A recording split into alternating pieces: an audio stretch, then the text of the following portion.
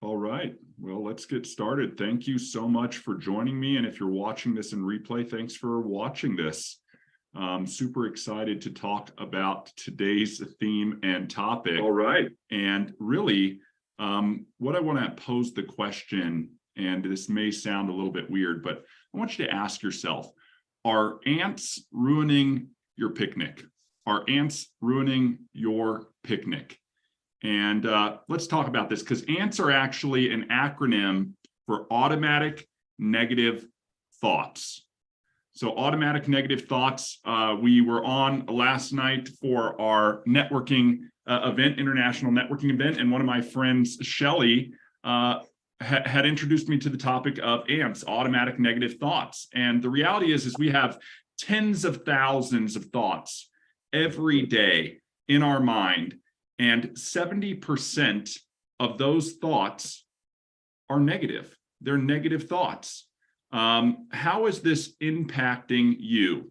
That's the big question, because if you're trying to get somewhere, if you're trying to achieve something, if you're reaching towards some level of success, independent of what that success means for you, I want to give a quote real quick from, I think it's pronounced Lao Tzu, but it's watch your thoughts.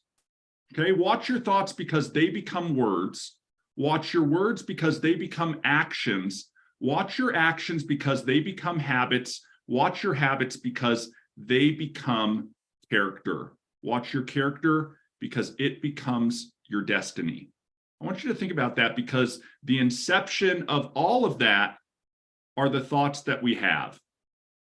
So if 70% of your thoughts in general, or of most people's thoughts in general, are negative, what type of destiny is that going to lead to? And has that impacted you in taking you to where you are right now? And if you make a change in your thoughts, if you focus on crushing those ants, will it have an impact in what you achieve and where you're going? This for me has been a very interesting concept to think about, especially when we think about that if we are having a thought, or if we're consciously focused on a topic, the rest of our body is on autopilot, right? We have our conscious mind, we have our subconscious mind. And if we are focused on something with our conscious mind, then our subconscious mind kicks in. And I want to give you an example of this. When I was learning how to drive, and all of us who are above the age of driving age, 16 here in the States, maybe it's more nowadays, it's been a while since I had to learn how to drive. It was a process. Right? In my day, we had a manual, stick transmission, a clutch, a gas pedal, a brake, a blinker, a wiper, a horn, a steering wheel. There were lots of components in the car, and I had never driven a vehicle before. The machine was new to me. And so sitting in the car with my father, who taught me how to drive, I was completely a nervous wreck. I was looking around, am I going to do something wrong? Am I going to crash this thing? Am I going to crash into somebody else? So I had 100% of my conscious focus on driving the car. Now I want to fast forward. I've been driving for a few decades now. I don't give driving a second thought. In fact, I can get in the car and I can go someplace, and before I even realize it, if I've made that journey 100 times, I arrive at my destination not even remembering the trip. I mean, it's no wonder now you can see people who think they can talk on the phone, they can eat a sandwich, they can put on makeup, and they can drive their car all at the same time. But in reality, they're on autopilot because they are focused. Their thoughts are somewhere else. So I want to bring this back to the ants. If their negative thoughts are what their focus is, that's going to have an impact. Now, I want to talk about a quick little thing that I learned to apply in daily practice that has made a massive impact on crushing the ants.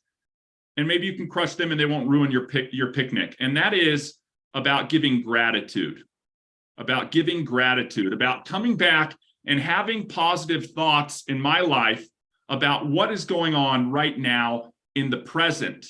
I think all too often we're focused on the future, right? When I get this, when I have that, when I achieve this, I will feel so much better. I will be fulfilled. Guys, you have to be grateful for where you're at in the moment and have gratitude for that.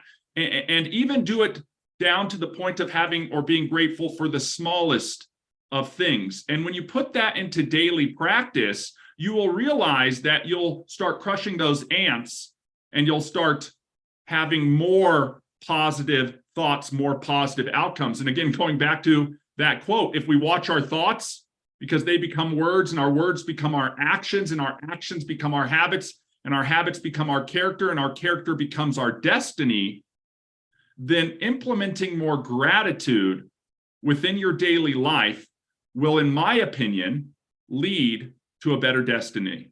So I'm going to let you think on that if you're watching this. If you've heard this and you think somebody needs to hear this, maybe you've encountered people who are dealing with negative thoughts or not where they want to be.